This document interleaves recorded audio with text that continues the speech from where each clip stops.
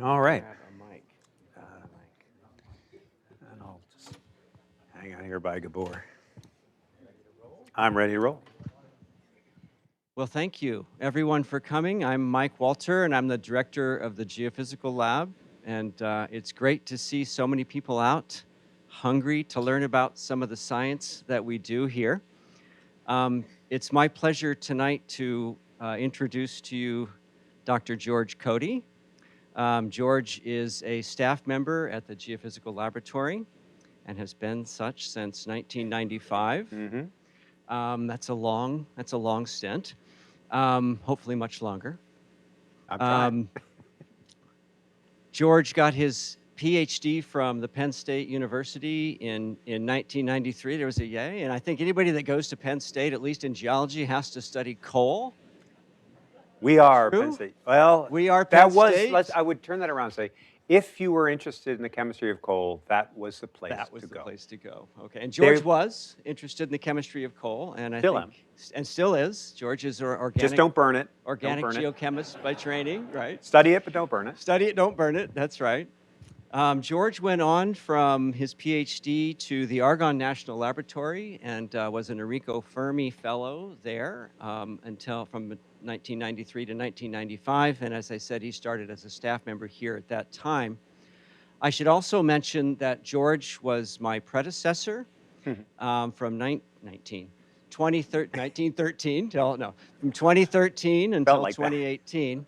My understanding is that George was the interim director and was supposed to be sort of a short 6-month gig. But what happens is you turn out to show yourself competent in something, and 5 years later, yes. Don't make that mistake. Yeah. Anyway, tonight we're going to hear about George's passion, magnetic resonance, and all the great things that you can do scientifically with that tool. So take it away. Thank you very much, Mike. And that is a really good point. I learned from, so Mike was in academia. I haven't actually been in academia. And in academia, one often suffers through many committee assignments. And I'm told from people wiser than me that the best thing you can do is show how incompetent you are on a committee, and therefore you will not be elected to be on the committee. So I failed to do this and was stuck for 5 years. But Mike came and saved my life, and thank you, Mike, for that. So the title of my talk is The Magic and Mystery of Magnetic Resonance. And before I start, and more importantly, before I forget, I want to thank my sponsors. First and foremost, the Carnegie Institution of Washington, which has supported my research since I've been here in 1995. NASA has been a very strong external supporter. The National Science Foundation has been a supporter, in particular for the instrument that I'm going to describe that I use in my lab. And then the Keck Foundation came through and gave us substantial support, not just for the solid-state NMR, but a number of laboratories. So without their support, we couldn't do what we do. So I want to thank them big upfront. Okay, so scientists, obviously, maybe not obviously, but we ask questions about the natural world. And for many of us, very sophisticated instruments are required to provide these answers. So I got a great picture here of one of our great colleagues, Alicia Weinberger. She's an astronomer. She looks at the formation of solar systems across the universe, and she uses the Carnegie Magellan telescope to do this. This is a spectacularly beautiful, exquisitely elegant piece of instrumentation that many of our astronomers use. And on the right here, I have my colleague Andrew Steele, and he asks questions about the possibilities of life on Mars. He studies Martian meteorites, and he uses this very sophisticated Raman microimaging system to the right that basically can do amazing things. And you've probably heard from him before, and in the cycle of speakers that we have, you'll hear from him in the future. Finally, there's me, and this is the instrument I'm going to be talking about today. This is a component of the instrument. Here I'm adjusting cables on this interesting silver object. And I will tell you, when my son was very, very young, say 4 to 6 years old, he thought Dad worked on a rocket ship because he was very short. And to him, that was his best interpretation of what the silver thing is. I'll explain to you what the silver thing is shortly. So the talk has basically 3 sections. And I'll try to explain along the way why I chose to give the specific talk that I gave. But I do many, many different things, and in trying to condense any one to a coherent talk to a general science, general group of people who have a broad range of science didn't seem particularly appropriate. And then I realized that perhaps focusing actually on sort of the axis of the science I do, which is this magnetic resonance and how interesting it is, might be fascinating to you. And it's fascinating to me, and I think it will be fascinating to you. So the first section, I'm going to talk about what is magnetic resonance. I'll talk a little bit about its beginning. I'll talk about what I do, which is nuclear magnetic resonance spectroscopy. And you'll notice to the right, this is a quote ascribed to one of the greatest NMR scientists there ever were. He was at a cocktail party, and somebody walked up to him and said, "What does NMR stand for?" And he's British, and he said, "Nothing much, really." So, but I'll try to convey to you that that's not the case. And then I don't do it currently. I did this for my postdoc, but I spent about 2 years doing magnetic resonance imaging. And it turns out that's one of the most interesting kinds of spectroscopy that is done. It's also most likely the magnetic resonance that you will encounter in your life. So I don't know if anybody here has had an MRI. If you have an MRI, raise your hands. Okay, so here you go. Okay. So everybody I talk to asks me endlessly, what is going on with the MRI? And I'm going to explain that to you because I know what's going on. And I had one myself, by the way, and I loved it because I knew what was going on. And then I'm going to go into one example of how I use NMR in a really cool case. And then I'm going to show you how NMR is a time machine, which is interesting, as you might gather. Okay, so in the very beginning is a wonderful, I was talking to you, Maxine, about this. This is one of the most famous experiments pre-quantum mechanics, and it was called the Stern-Gerlach experiment. And this is before modern quantum mechanics. And the reason they set out to do this, I'll explain the experiment first. So what they have is they have a box, it's a furnace, and it has a hole in it, and they heat up silver to very high temperatures, and they produce a silver vapor, which then comes out of this hole, and they collimate that vapor into a beam, and it's just basically moving along a thermal gradient, so they form a beam. And they pass this beam through this long magnetic cavity. And the reason they were doing this is that at 1922, our understanding of the atom was very different than what it is now. And so Bohr came along and he said, well, we think the atom's like a little solar system. And the electrons are orbiting in the nucleus in very fixed orbits, so it's like quasi-quantized. They were quantized orbits. And so Stern and Gerlach said, well, if electrons are moving around these orbits, right, electrons have charge, and so they should generate a magnetic field. And so we should be able to measure that magnetic field of those rotating electrons through this experiment. But they also knew that there was no way to orient these atoms as they came off in the vapor, right? So they're going to be every possible orientation. So the magnetic field that they generate would be every possible orientation. So as they pass this beam through here, what they expected to see was a fan of electrons hitting a phosphor. So they're measuring on a plate, basically. It's a photograph. And so they expected to see a fan, and how wide the fan would be would allow them to calculate the angular momentum of those electrons. What was amazing was they didn't see a fan. They saw basically two dots. The beam just split. Now this is somewhat oversimplification. The apparatus wasn't that clean, so it wasn't a super clean split. But the essence of it was that they saw a split, a completely non-random distribution of what it is they thought they were going to measure. And I can only imagine what they must have thought, because they had absolutely no basis to interpret what they were seeing. They must have been very pleased that they had a detection of something interesting, but the split was completely uninterpretable. And so this experiment went on in more and more elegance, and it ultimately led to sort of the basis. Rabi did some experiments. We started using RF fields to interact with this, and he got the Nobel Prize for Rabi oscillations. So this was the sort of very beginning of NMR and MRI. But this is not magnetic resonance, by the way. This is simply, we call it, it's magnetic polarization, or Zeeman splitting. So this is pre-magnetic resonance, but it was the core of that. So I always like to tell anybody who walks into my lab that magnetic resonance spectroscopy is really strange business. And the reason is it relies on a quantum mechanical property which we call spin. Now the problem is, Spin is not a familiar property, and there is no macroscopic complement. So the idea of mass, we can think of the mass of an electron, which is extraordinarily small, but if you add enough electrons together, you'll measure their mass, and you can measure the mass of the electron. So, and the same is true with charge or with other things. Spin, that's not the case. Spin does not add to itself. It actually cancels itself out. So by the time you get to something like me, spin is gone. So spin is basically a fundamental subatomic property of matter that we don't understand. The best way to put it is, spin is the idea that a particle, fundamental particle, has angular momentum even when it's not moving, which by definition is impossible to understand. So in any case, but there you have it. So we are interested in NMR, in particular nuclear spin. Electron has spin, we're interested in nuclear spin. So again, every atom has a nuclear core, it's surrounded by electrons, and every nucleus is composed of protons and neutrons, and I'll get back to that in a very brief way.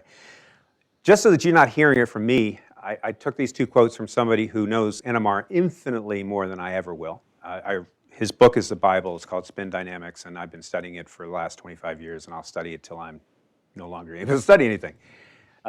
So his quote is, I'll read it. The concept of spin is difficult. It was forced upon scientists by experimental evidence. Spin is a highly abstract concept which may never be grasped beyond knowing how to manipulate the quantum mechanical equations. And then secondly, he says, probably no one really understands spin on a level beyond technical mathematical rules. Fortunately, it doesn't matter so much. We know the rules for spin, and that's enough to be able to exploit the phenomena.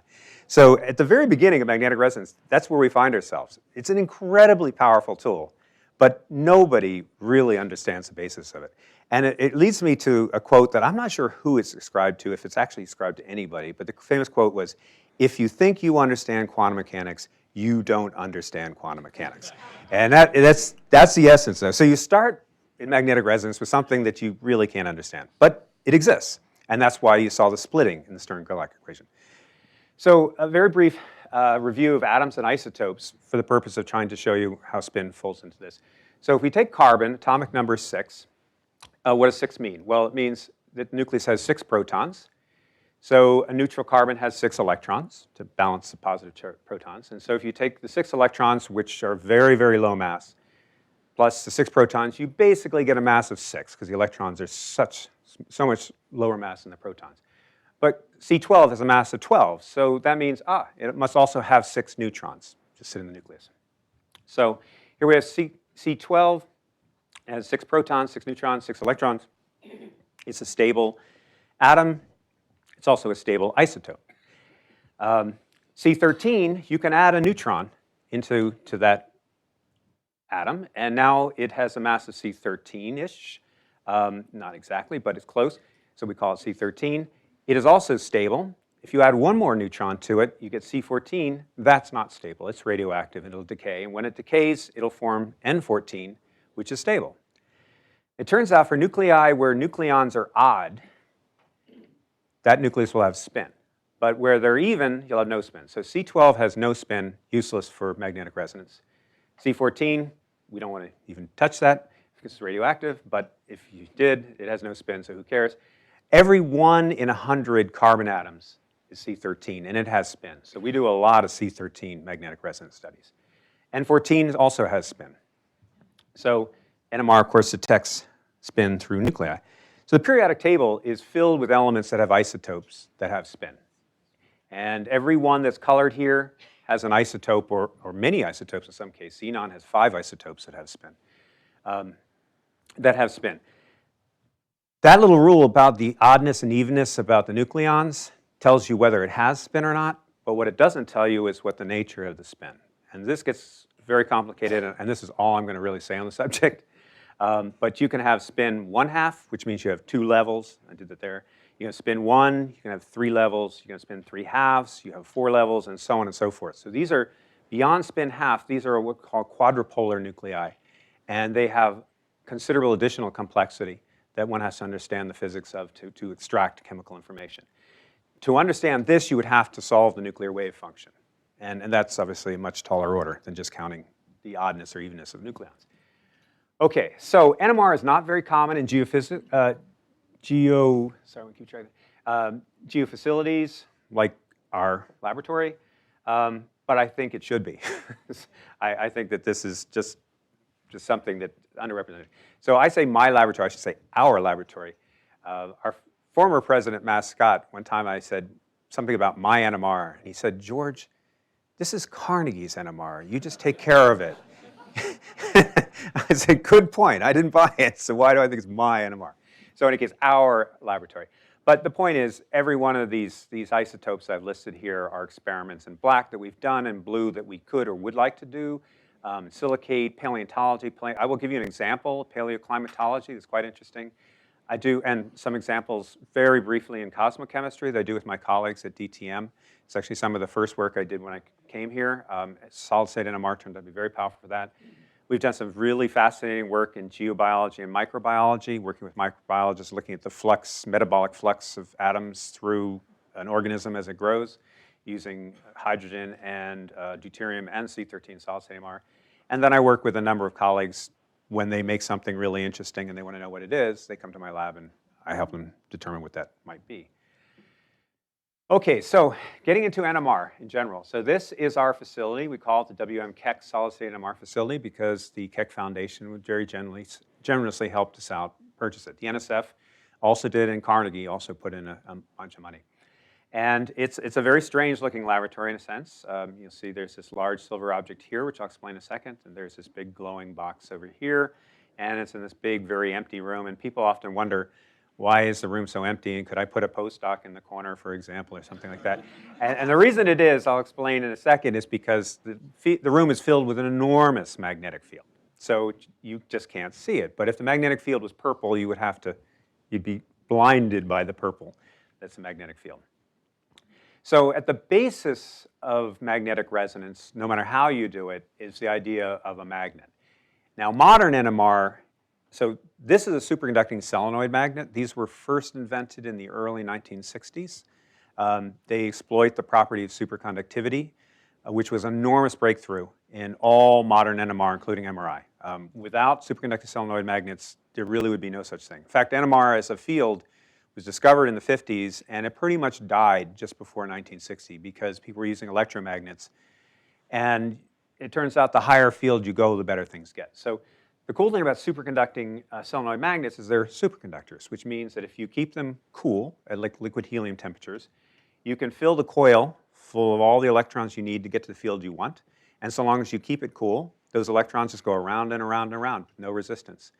So to get the field that we generate with this magnet, well, we don't generate, we realize at 7 Tesla, which is 150,000 times the Earth's magnetic field, we couldn't afford to run an electromagnet like that, and we couldn't afford to cool an electromagnet like that. The heat alone would be a problem, but the electricity would be just crazy. So this enabled magnetic resonance. So that's one of the reasons why, relatively speaking, it's a somewhat new technique. It really came about as a modern technique in the 60s, and then it's evolved from there.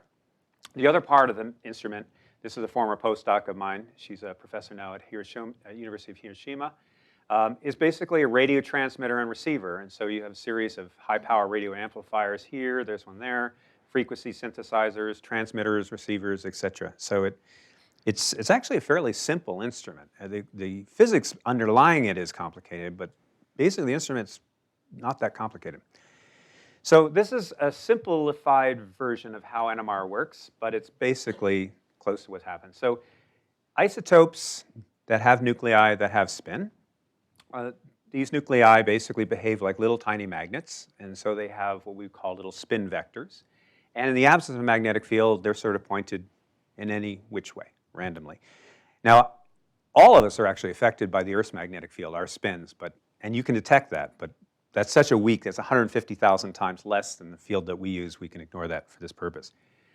However, if you put them in the presence of this enormous magnetic field, they'll try to align themselves with that magnetic field because they're little tiny magnets and they feel this gigantic magnetic field, and so they try to align themselves. And if you notice, you'll see that some of these little spin vectors are pointing up and some of these little spin vectors are pointing down, and it turns out there's an energy level difference between the two. And so this is exactly what Stern and Gerlach saw in 1922, but they didn't understand. This is spin half splitting. Lord only knows what I did. Okay, I did it. That's great. So this is the basis. So this is what they detected, but this is not magnetic resonance. Where magnetic resonance comes in, and this was discovered in the 50s, by Purcell and others at Harvard, and they also got the Nobel Prize for this, is that if you irradiate,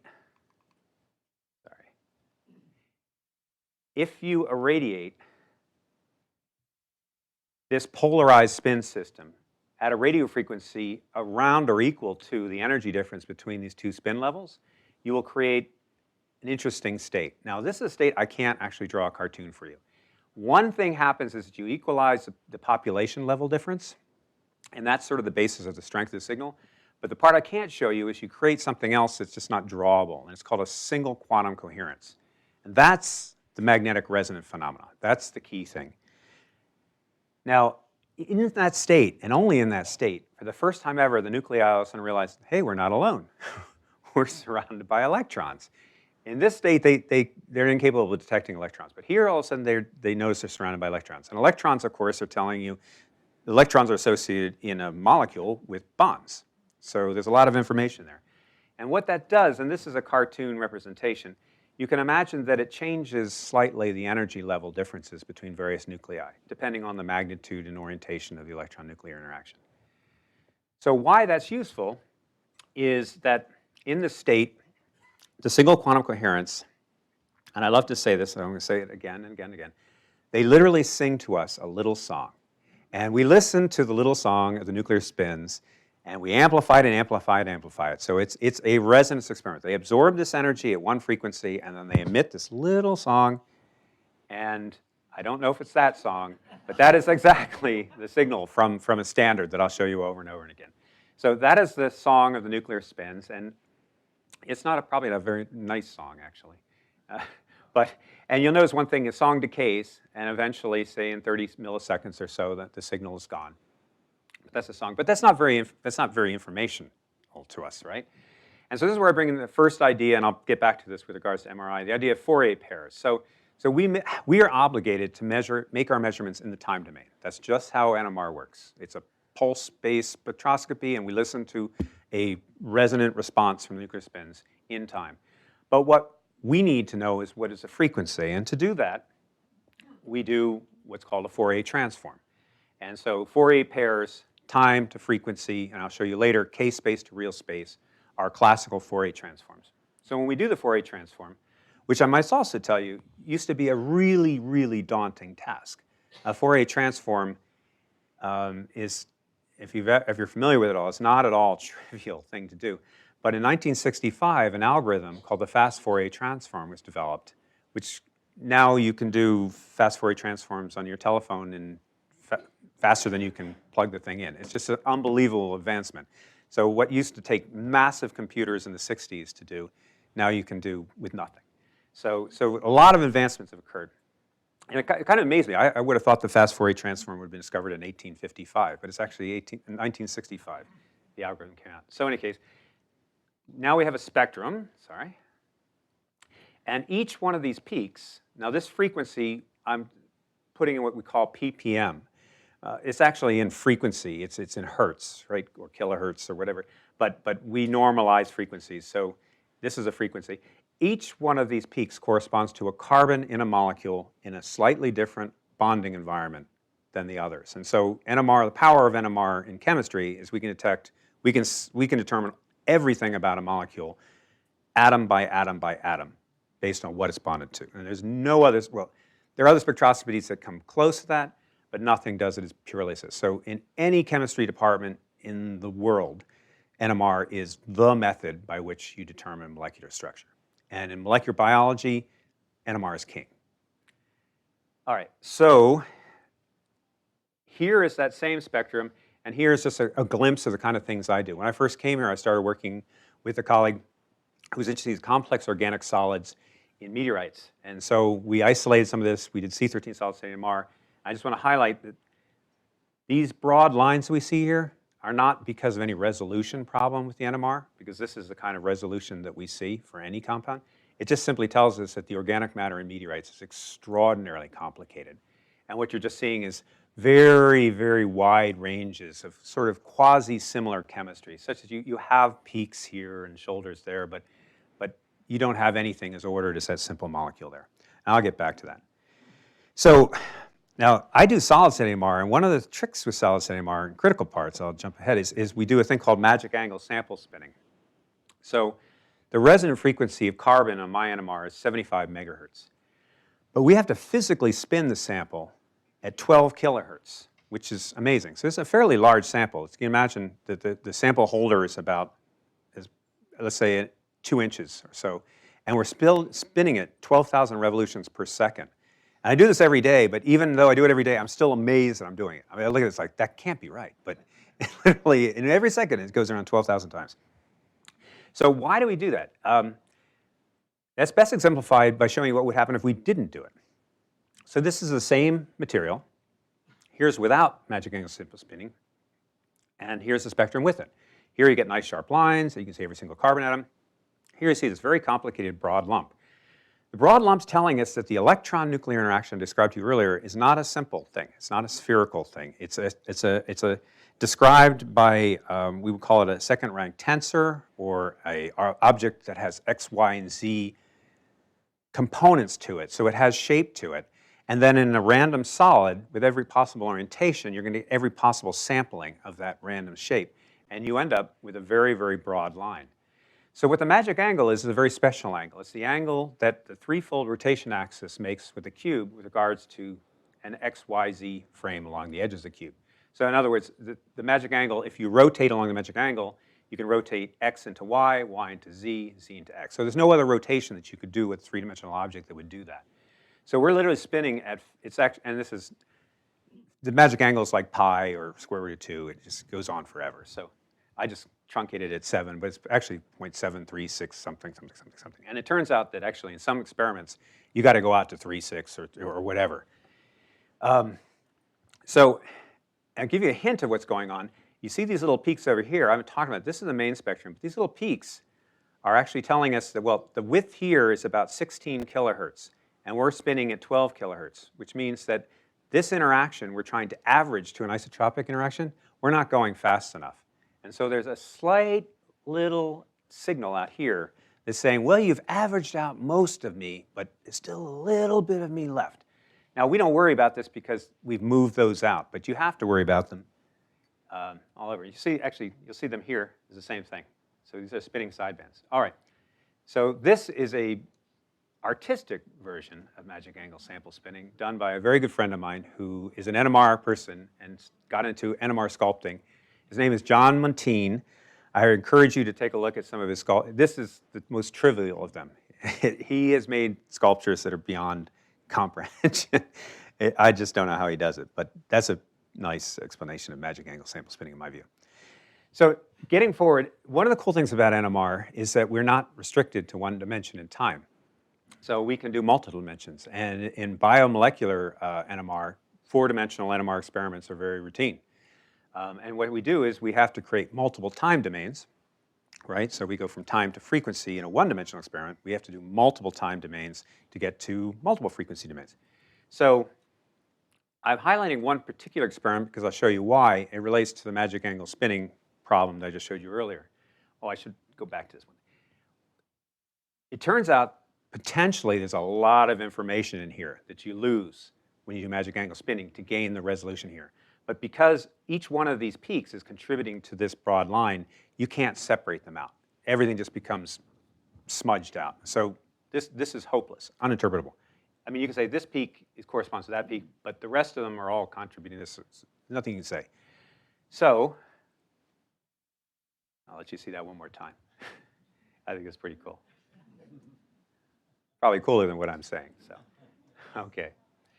So, so in any case, some very clever people designed an experiment where they thought, well, we can do an experiment where we can separate one interaction from another. And to do that, we have to work in multiple dimensions. And that's everything in NMR is about trying to pull things apart. And so in this particular experiment, you've got your acquisition time, which is fixed. So you excite the spin system with an RF pulse. It's always the same story. You're going to have a signal at the end of the day that's in the time domain. That's a fixed item. But in between this and that, you can do play some other games in a separate time dimension. So we call this time 1, and this is time 2. And what that looks like is this. So here's actually, this is my colleague who makes the magic angle spinning sculptures. And this is an example of a two-dimensional time signal. So in purple is no signal, and the signal that you are detecting is sort of propagating off along this vector here. So it's just like what you saw in one dimension, except that it's propagating in an interesting way through time, space. And first thing you have to do is Fourier transform again. So you do your first Fourier transform. So now we transform time 2 to frequency 2. And now you see the signal looks like this. And then we do it one more time. And now we have a two-dimensional spectrum. But now you're looking down upon it, right, as opposed to looking across it. So these are all peaks, but they're coming up at you. It's kind of like a contour map. And what's amazing about that is that now you can separate two interactions. So in this particular case, if we project in this direction, we see the same isotropic spectrum that I've been showing you. This is the same standard.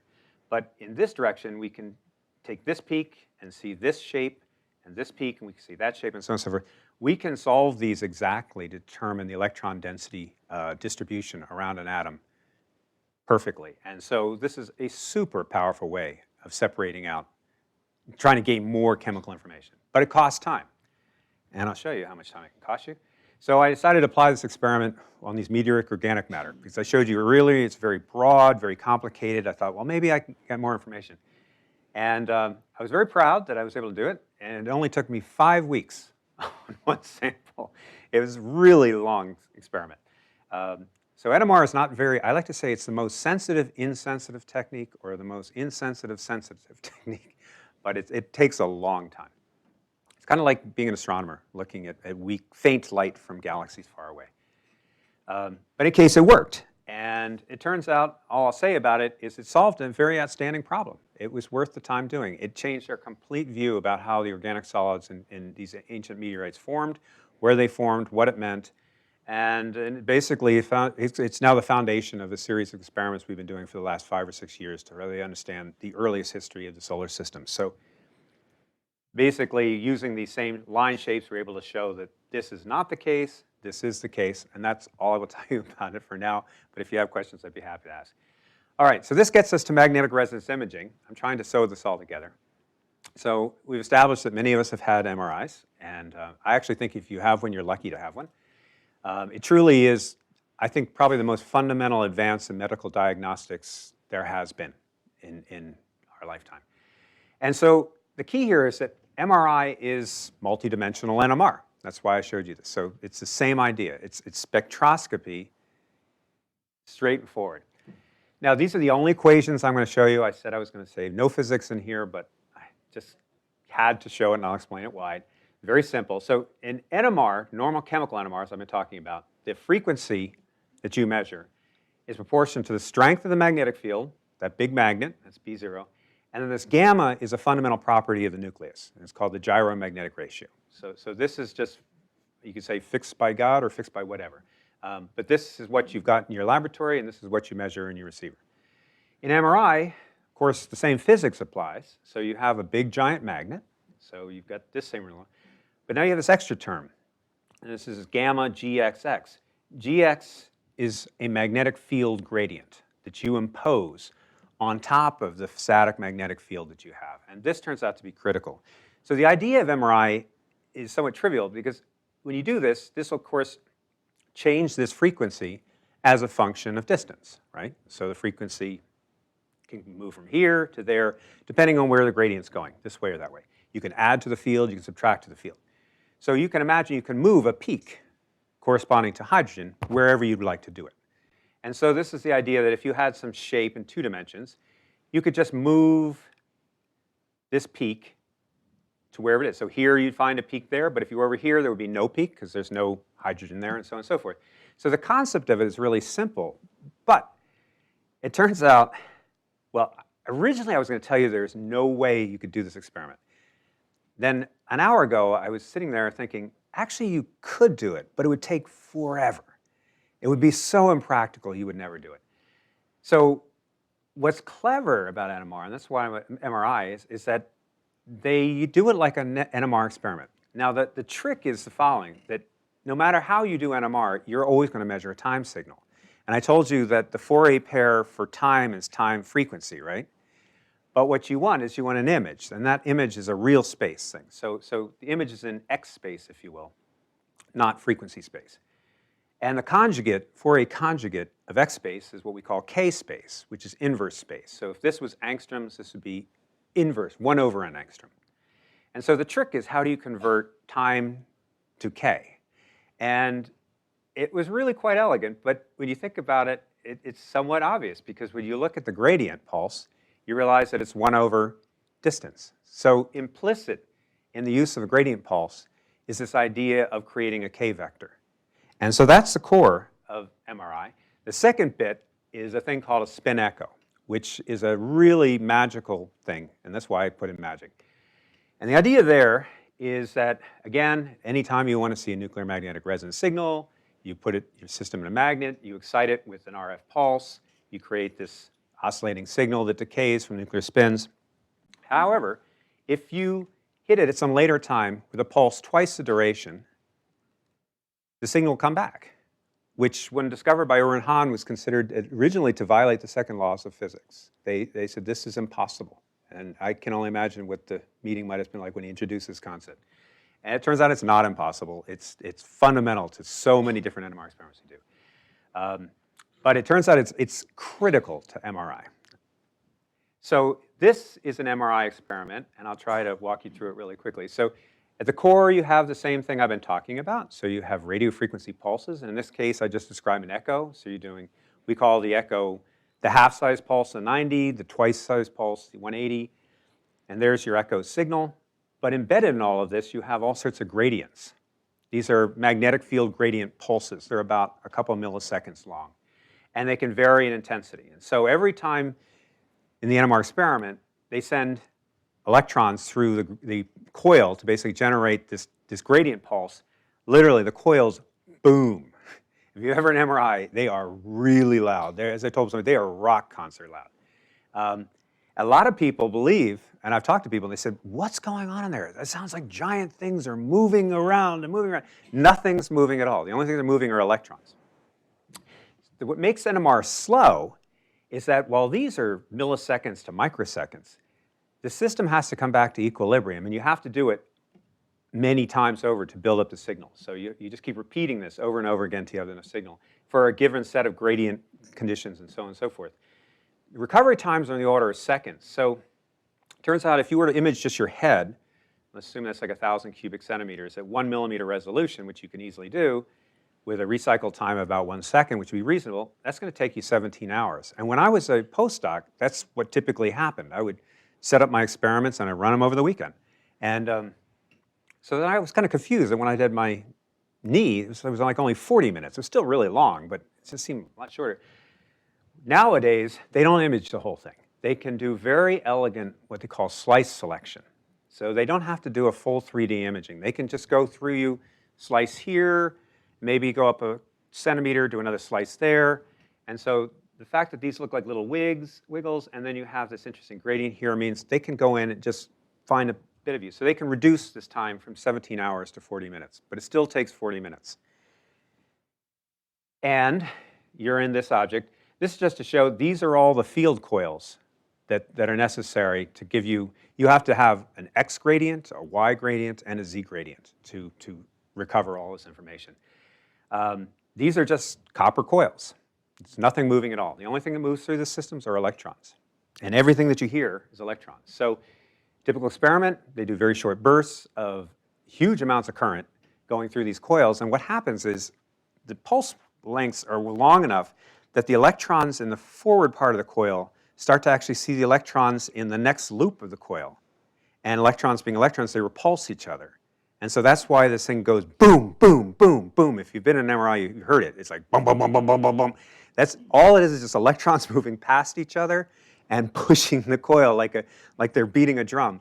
And they do everything they can do with MRIs to try to bind these coils so that they don't do that. But the power that they're putting in here is just insane, because the bigger the gradient, the higher the resolution. So when you have an MRI, what you'll notice, which is why I enjoyed it, because I knew what was going on, you'll hear it starts and it goes really loud, bam, bam, bam, bam, bam. And the next thing goes bum, bum, bum, bum, bum, then bum, bum, bum, bum, bum, bum, bum, bum, bum. And finally, there's nothing, and you're like, it's over. And then it starts to grow again, bum, bum, bum, bum, bum. And so what they're doing is they're sweeping back and forth, and what they're doing is they're encoding a Cartesian array of what they call K-space points by adjusting these gradients. So they're collecting these echoes, but every echo sends a ray of points that determines, in this case, an X and a K gradient. So, moving very fast, I'm almost done, trust me. What you do, this is an actual MRI time domain. It's a K-space. It is measured in the time domain, but it's encoded in K-space. That's what you've got. And then we take the Fourier transform of that, they take it from K-space to X to real space. Now I think, it's not magic, but it's very close to it. It is the coolest thing, and needless to say, Nobel Prizes were given to this, justifiably so. So it is amazing. Okay, so here's one little application that I had in my lab that I think is pretty cool and somewhat topical.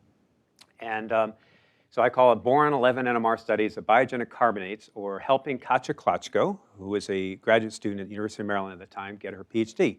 So Katja came here originally to work with Steve Shirey, measuring boron isotopes, boron-11, boron-10, and she had some problems with sort of the prevailing dogma in this field that I'll explain to you in a second. And somewhat where level, Steve said, oh, well, you should talk to George because he can probably measure boron-11 in carbonates, and maybe that'll be helpful to you. So the issue was, climate scientists and many scientists would like to know what atmospheric concentrations of CO2 way back in time were. Now, you can do a very good job of doing that directly in ice cores to a point, but you can't go back 25 million years in an ice core, right? So to go further back than what an ice core can tell you, you obviously can't measure the CO2 directly, so you need what we call a proxy. It's something that you can relate to atmospheric CO2 concentration. And the idea there was, well, it turns out as CO2 in the atmosphere goes up, oceans become more acidic. You've probably heard about ocean acidification. It's a problem with corals in a big way. So the question is there any way of measuring ocean pH back in time? And, sorry, and the answer is yes. Sorry. So it turns out that boron oxides, or hydroxides, actually, in water, exist in marine conditions, and there are two of them. So there's an equilibrium between a trigonal boron oxide, or oxyhydroxide, I should say, and a tetrahedral boron hydroxide. And at high pH, you have mostly the BO4, low pH, you have the BO3, and this dashed line is marine pH. So in marine pHs, ocean pHs, currently, you have a mixture of these two species. And you've got sort of a bandwidth, a sensitivity between pH 7 to 11. So you have these two species. Now, it turns out there are two isotopes of boron, boron-10 and boron-11, both natural isotopes. And it's well known that boron-11 strongly favors the BO3 group, whereas boron-10 favors the BO4 group. So the idea is if a carbonate takes only BO3 into it as a trace constituent, or BO4, then in fact you can measure that and determine where on this curve you are relative to seawater, and you could determine then the pH, and you could go deep into geologic time to do this. So scientists have been doing this, and it's been huge business in paleoceanography. And here's just a random plot I pulled off the web showing potential huge excursions of atmospheric PaCO2 back 20 million years ago using exactly this method. And so the idea was, in particular, coral would have this one type of carbonate we call aragonite, and it would only take in the BO4 group. And so if you measure the boron-11 composition, boron-11, boron-10 ratio in this carbonate, you could establish a pH. And so it was like the fantastic proxy. The problem was, Katja did not think that this could be true. And so she built her PhD around talking about this. So she went to a number of places. She made some very careful measurements. She reestablished the isotopic equilibrium exactly in one laboratory down in Florida. She came to talk to Steve Shirey about doing boron isotope analyses here. And she asked me whether I could help her doing boron-11 NMR. So when I started, I didn't really know what her project was. But I'm like, yeah, well, we can do boron-11 NMR. I've never done it before, but we can do it. I said, and she wanted to do these very elegant multidimensional experiments. I said, well, how much boron do you have in there? She said, oh, lots, 60 parts per million. I'm like, what? Yeah, NMR, as I said, very insensitive technique. To show how insensitive it is, but to also show you how perfect it is, if this blue box is all the calcium and carbon and oxygen atoms and calcium carbonate, that little red dot is more or less the 60 parts per million boron. And what we want to do is we want to measure this, exclusive. And that's where NMR shines, because it's a resonant technique. So when I interrogate this sample for boron, that's the only thing that will report to me. Everything else stays silent. So I irradiate this, not with the laser, but with RF. And then if there's boron in there, it will sing this little tiny song. And if I accumulate data long enough, I'll see something. So her samples were tiny. I wasn't even sure I was going to see anything. I said, let's give it a shot. I'm always willing to try. And 1 week, I got a decent spectrum, and that's what we saw. And in red, we see a peak corresponding to the BO4. In blue, we clearly see a peak corresponding to the BO3. And I didn't know at that time why she wanted me to do this. So I told her, yeah, I see both species. And she goes, that's impossible. There should only be one. I'm like, well, no, there's clearly two. And so she had me do it again and again and again and again. And then she changed another set of samples and again, and it never changed. So she ultimately won a very major award, the Suzuki Woman in Science Award that year for this. And she had to, it was pretty intense for her. It was, for a very young scientist to go up against some of the top people. I'll tell you the biggest person behind this, who is in fact, he passed away recently, Wally Broker, who did, this was his proxy, this was his thing and he did. And here this young woman came up and said, we got a problem. Now, I'm not going to tell you why this blue peak is the strange shape that it is, but if you ask me, I will tell you. I will just simply tell you that boron is a spin 3/2 quadrupole. So quadrupoles are tricky. All right, so the very end, perfect timing. So now I'm going to talk to you very briefly about why NMR is a time machine, really. And so here's a two-dimensional experiment. Again, I've already shown you a two-dimensional time domain. So this is the signal that we're measuring in time 1, time 2. And it's propagating space. And it turns out, if you can see, this time is offset. So we're using an echo.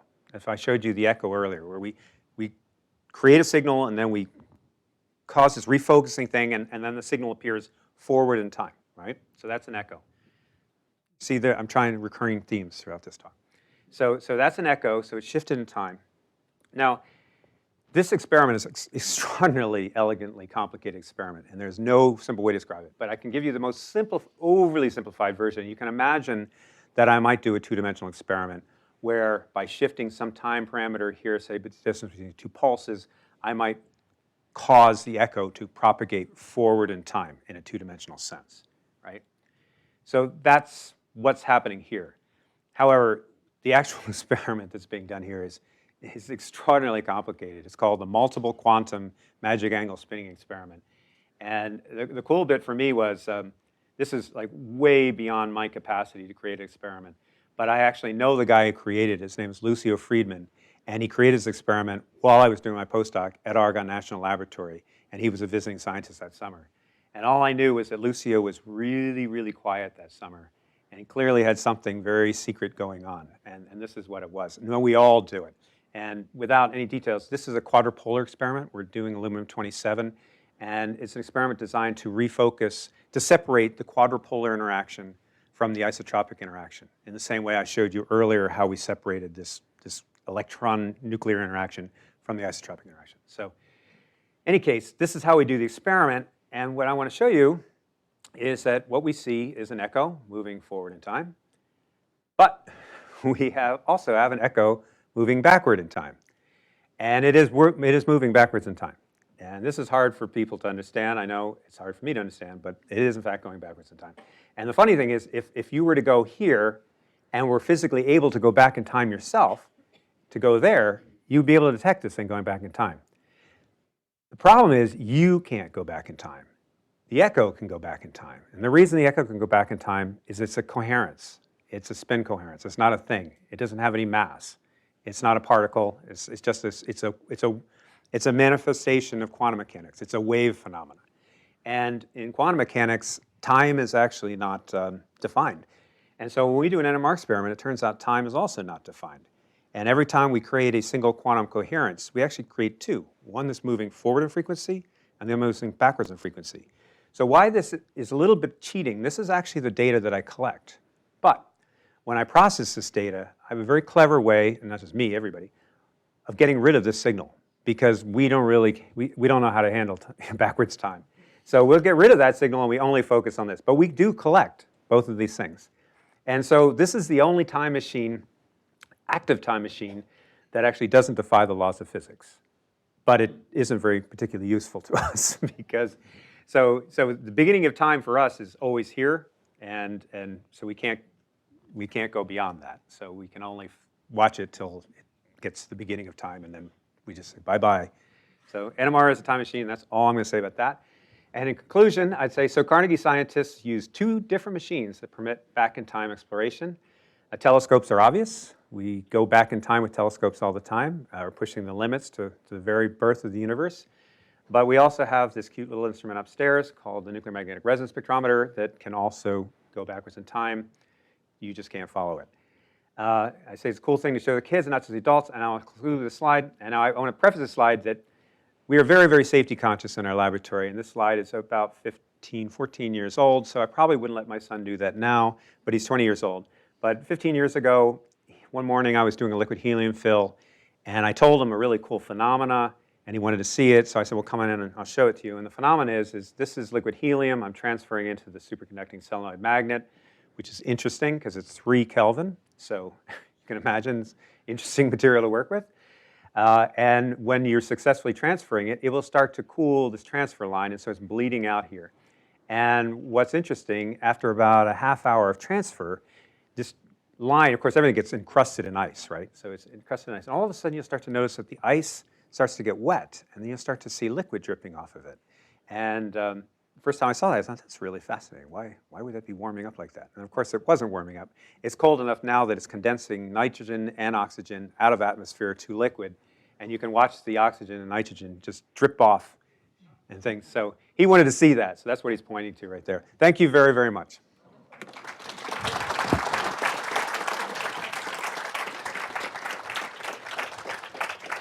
Thanks, George, for a fascinating talk. Questions for George? Do you want the lights on or off? They're okay where they're at. Okay. Yeah.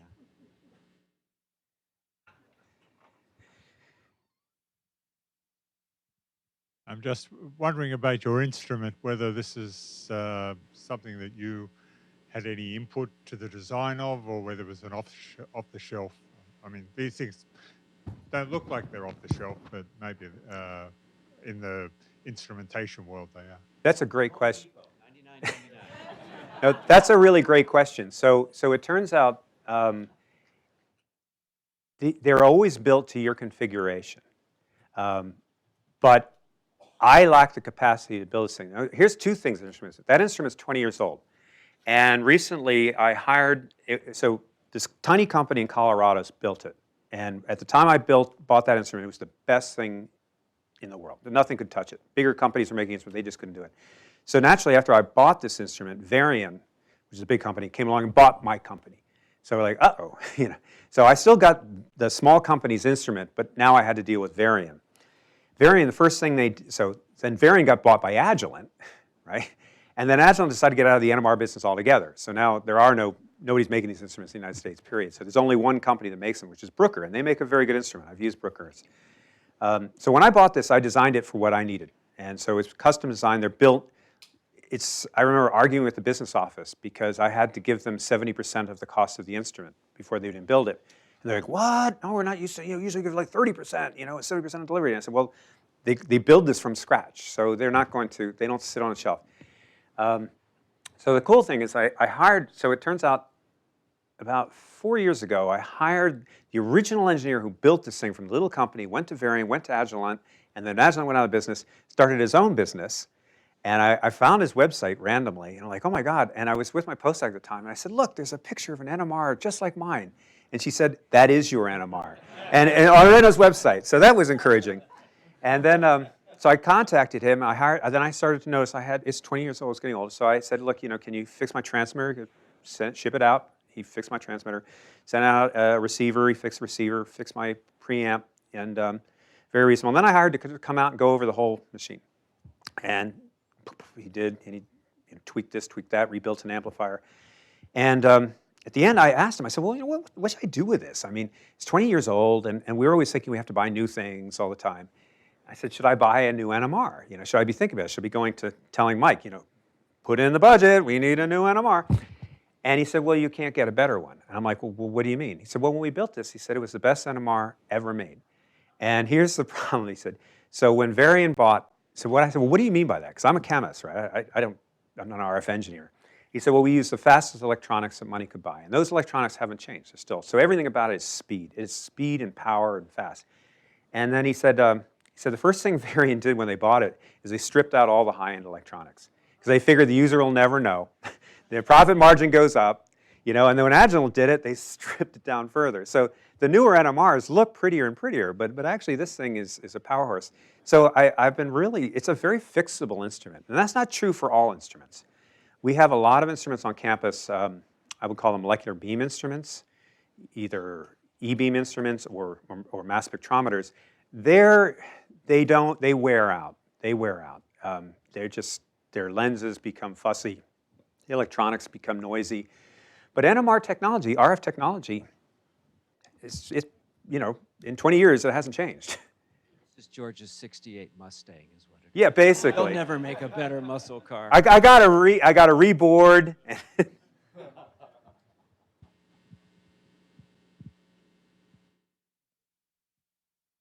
In layman's language, an echo usually requires something to bounce back from, and it takes about the same time coming as going. Is there a parallel at all with the way in an entanglement situation two particles separate but take the same time coming back so that they appear to be superimposed when they get there? That's a great question. So what you've hit on is that actually although everybody refers to that, and Hahn himself did in the 50s as an echo, is not an echo. What it is a stimulated refocusing. So they called it an echo because it occurs exactly in equal time. So if you hit the first pulse, you create the coherence, and then at a certain time you hit it with a second pulse, is exactly that amount of time when the signal reappears.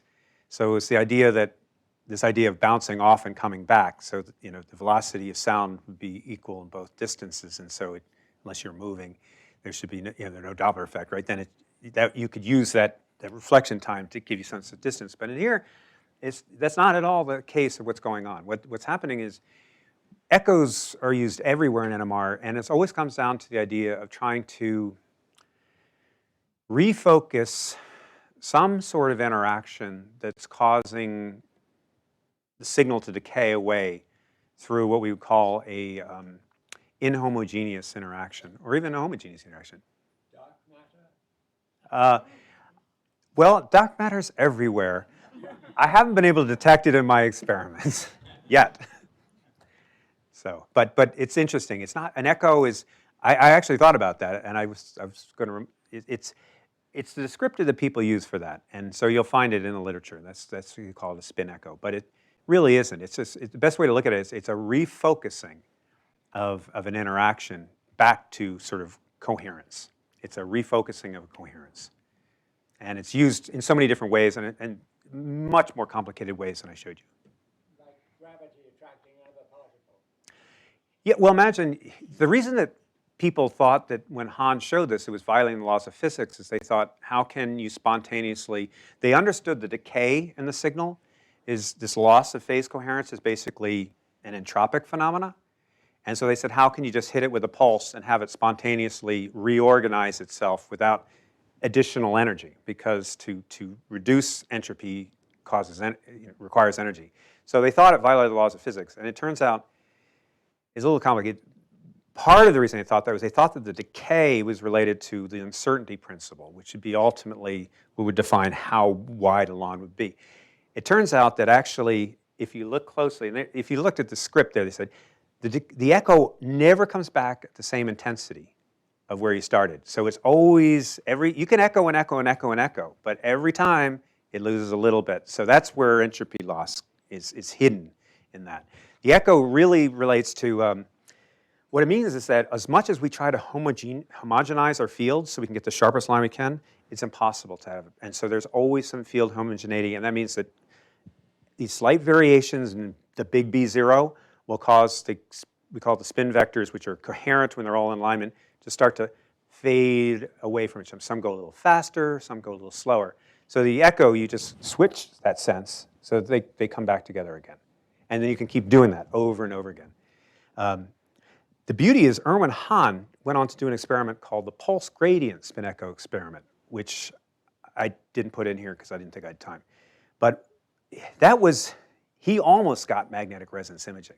He was one step short because he realized he could measure molecular diffusion in the following sense, which is pretty clever. So if you have a solution and you do a spin echo experiment, you create the echo. And they say, well, what if I put a gradient across the sample in this direction, then do the 180-degree pulse, right, to create the echo, and then I hit it with another gradient, same gradient on the other side. I've imposed this field homogeneity very steeply across the sample. If nothing moves, the echo will come back as exactly as intense as it was. But if over the time span of the experiment, like a water molecule that was here moved to there, and this one moved from here to there, then they won't be in the same space of the gradient when you refocus it. And so the signals decay, and you can follow that decay and determine the intrinsic diffusion of molecules. And so that's the basis of some really cool experiments. What they can do with MRI now is they will feed that into MRI experiments. It's just amazing, the experiments they do. So if you have an MRI, definitely listen to what the pulses are doing. It's pretty cool. Once you get a sense of it, you realize it's like a crazy symphony of spin dynamics. You mentioned that the noise you hear for an MRI essentially is electrons in the magnets. But something has to be causing vibrations in the air.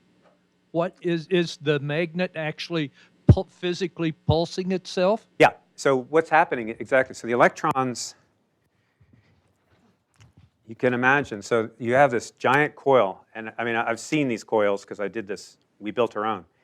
And we would put these in a tube, and then we would epoxy them to the tube with fiberglass as strong as we possibly could do. But when the electrons come through, they're moving extraordinarily fast, right? And so in 1 millisecond, from one end to the coil to the other is basically filled with a packet of enormous number of electrons. And each one of these coils will then try to push itself away from the other coils just because of the charge repulsion. And so as much as you try to tether this thing down, nothing's strong enough. And those coils will literally like bang. I mean, they're banging, the copper is basically banging up against the epoxy resin is what's happening. And it's cracking like a whip. So I talked to one person, they said, yeah, I thought there were these giant things moving. It sounds like these huge things are moving around you, and what in the world is going on? When I had mine, I used to use a small home-built MRI system, so I would never be inside it. And I'd set up the experiment on the weekend, and I knew it would start because I'd hit start, and I'd wait, and hear, and I'm like, okay, it's going. And then I'd go off to the bar because I was postdoc. That's what postdocs do. And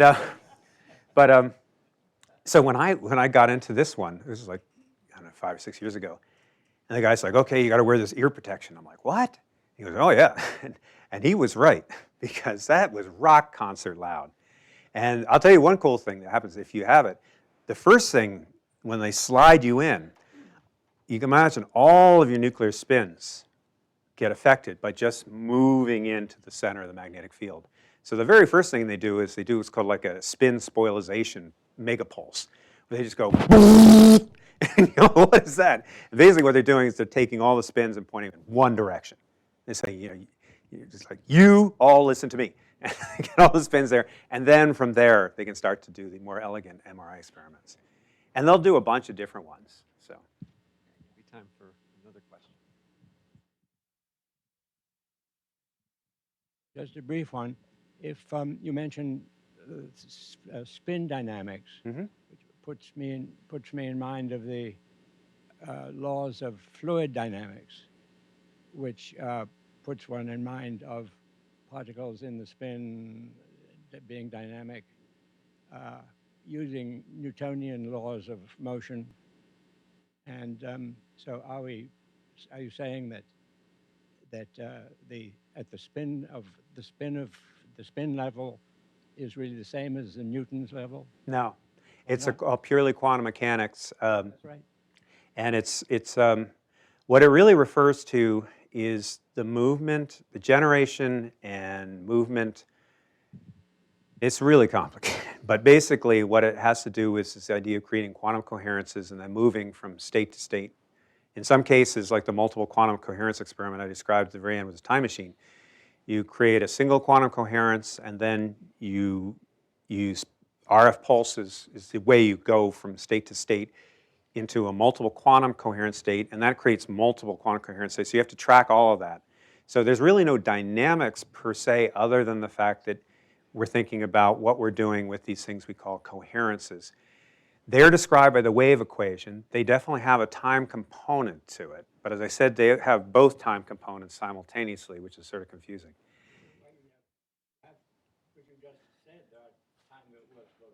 It goes both ways, right? So and then you have to sort that out. And actually, you know how we sort that out? It's kind of clever. We do a thing called phase cycling.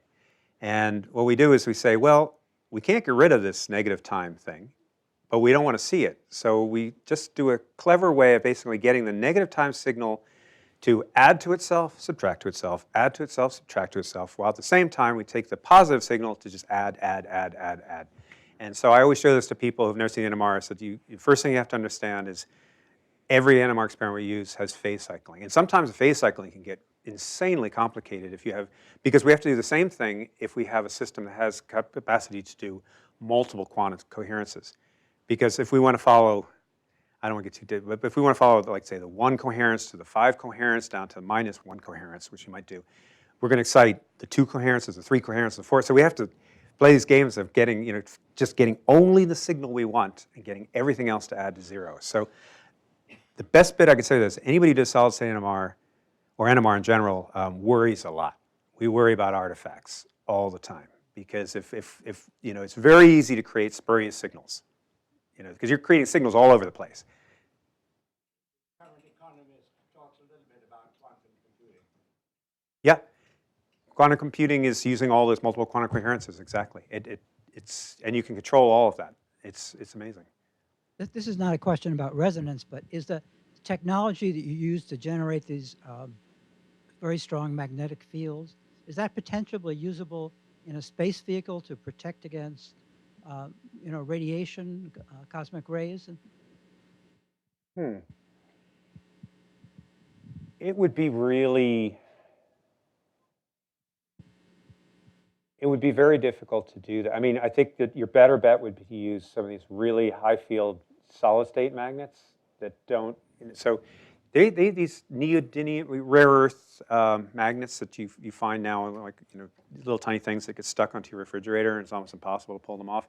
They actually generate enormous magnetic fields. So perhaps some advance in solid state chemistry could lead you there. Certainly magnetic field protection is what we require here on Earth. So, but these particular magnets we use would be not flyable at all. They're really fragile things. I try to tell everybody, I like to scare people from my labs so that they stay away from it. But actually, so they think, oh, there's something dangerous about the magnet. But actually, the magnet has more to fear from us than we do from it. Like stupid things you can do is, and it's actually tragic. There have been some horrible accidents in MRI. You can't see the magnetic field. And so there was a case where a person walked into an MRI up in Boston, and they were holding a stainless, steel lecture bottle of oxygen for some reason. And they walked past the MRI when a boy was getting an MRI, and the tank got ripped right out of their hand, and it's a guided missile, right? It goes straight to the center of the magnetic field where the boy was, and he got killed. Yeah, it's crazy. I mean, you think, so I have all sorts of signs saying, it's you can't imagine the field gradient in that lab, but you can't feel it yourself. It's really hard. So, but you have to be super aware that you can go from the edge of my lab the field is 5 Gauss, and it's 70,000 Gauss in just 10 feet. So really that's, but most of the time those accidents will destroy the magnet. And I don't have there's no living things inside this magnet. I know one other funny story. At Berkeley, they have a big NMR lab, and apparently there were 2 postdocs working on an NMR, and there was a guy working in the lab And he walked up to him in the middle of their experiment. He said, "Did you notice anything?" And I'm like, "What do you mean?" And they said, "Oh, I'm just asking." And so then he said, "You sure you didn't notice anything?" And we're like, "Why would we notice anything?" He said, "Well, I was doing some work above that silver thing over there, and I dropped one of my tools, and it went straight into the silver thing. So I was just wondering if you noticed that." And they realized that they're no longer collecting any signal, and the thing had just completely vaporized this extremely expensive device that we slide up inside the magnetic field. So yeah, you just have to be really careful. Yeah, one more. It's getting late. What's the next frontiers in NMR? And also in the next 25 years with you being here at Carnegie, what are the big questions that you're looking to answer? Well, I've got a lot of questions on it. I just, that's one of the reasons why I decided to talk about the technique more than my personal science, because magnetic resonance imaging, NMR is just a super powerful way of determining chemistry in complex systems, particularly non-ordered systems, right? So if crystalline materials, you can do X-ray diffraction and neutron diffraction, and you'll get a huge amount of information, and they're probably way faster. But when you have disordered systems, which is what I typically study, biological matter, inorganic disordered systems, like I study silicate glasses as models of silicate melts because I'm interested in what's going on in the earth and migration of melt to this and the other thing. So currently, I'm also interested in the origins of organic matter and chondritic meteorites. So now I'm doing experiments in my lab to make this material, and I interrogate it with NMR to see if I'm on the right track, and then I try to understand what the conditions were to make it more or less like what I see, so that I can then say, oh, this maybe are the conditions that these small worlds that existed, say, just after the formation of the solar system may or may not have been. With regards to frontiers of NMR, you know, it's come really a long way. I was talking to Maxine earlier. I'm not one of these people who thinks that science is plateauing. I think that, you know, we always know less than we think we do. And so I'm sure that there will be major advances. I think part of the problem, NMR is so complicated, I'll be frank with you, I'm just trying to catch up with where we've been. So quite honestly, so I'm more than content with what we've learned in the last 20 years at NMR. But for sure there'll be advances. I don't think it'll be in higher dimensionality. One advance I'd like to see, this is a practical one, people have been promising me a high temperature superconductor forever. And I pay a fortune for liquid helium when I can get it. And so I get stressed out. In fact, I got so stressed out about the last time I tried to get helium, I decided I'm not going to stress about it anymore. I'm just going to, if I can't get it, the magnet quenches. I'm just not going to, you know, it's not healthy for me to get nervous about things I can't control. High temperature superconductors, I wouldn't even need cryogenic fluids. I could cryocool the things. And so these things exist, but they're like probably 6 or 7 times the cost of this magnet. This magnet costs $150,000. So for $600,000, I could get a high temperature superconductor. But I've only spent in 20 years $40,000 in liquid helium. So, you know, so long as I can get the liquid helium, I'll use it. I would say a call to you. I think that helium party balloons should be illegal. I think that is the biggest waste of, you know, every MRI machine in the world needs liquid helium, and it's every helium atom just floats away. It's really stupid to make party balloons out of helium. It's just not necessary. I think that's a great place to start. Thank you. No more party balloons, and see you. You can make party balloons. They just you suspend them. You hang them off.